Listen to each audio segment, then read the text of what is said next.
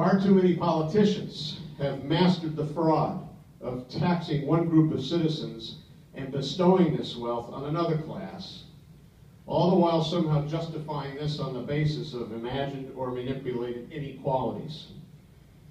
This is victimization of those who deserve better and an insult to those who've done no wrong. This isn't contemplated by our Constitution, nor is it what made this nation so exceptional. Yet this is exactly what's going on. The disparity and unconstitutionality of one group of Americans as the aggrieved, pitted against another group of Americans as the aggressors.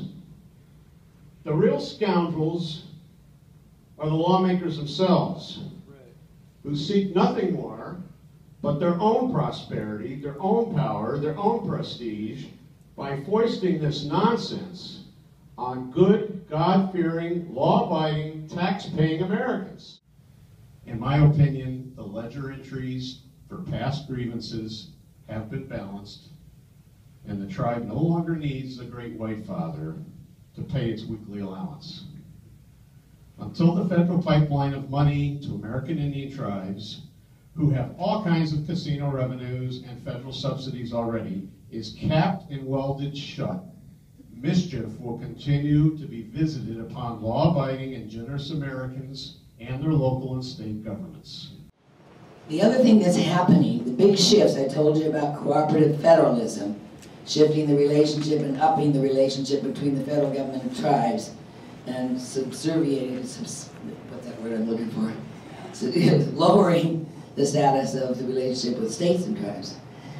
Another one is, and you're going to hear later today, this is the first time Cera has tied in Agenda 21 and some of the United Nations pieces with federal Indian policy, and there's a reason for that today.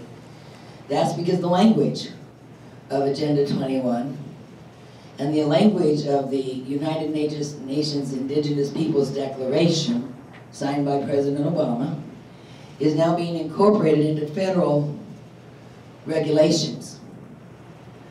So federal Indian policy is tying in and being coordinated with international and United Nations goals. And the long-term goal of the United Nations and the Agenda 21 is that the states will go away. This current administration is using tribal governments and Indian reservations as a way to expand the federal footprint out among the states. Federal footprint, capture the state's resources, let the tribal governments govern the state citizens that are not enrolled tribal members, and they're rolling out pretty large. When you come under attack, just know that you're in good company, you're not alone. And what we need to do is figure out how to talk to people about things they care about in a way they can understand.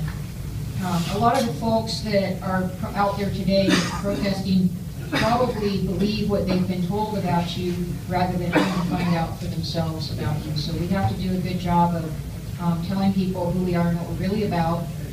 The horror stories associated with Washington, D.C. gridlock just keep coming. I could go on and on with stories, and true stories, I should say.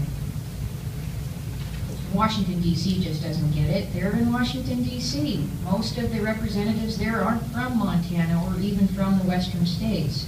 There's 12 western states, and we have over 50% of all the land in the western United States under the control of the federal government. Over half of every acre of land in the western U.S. is under control of the federal government.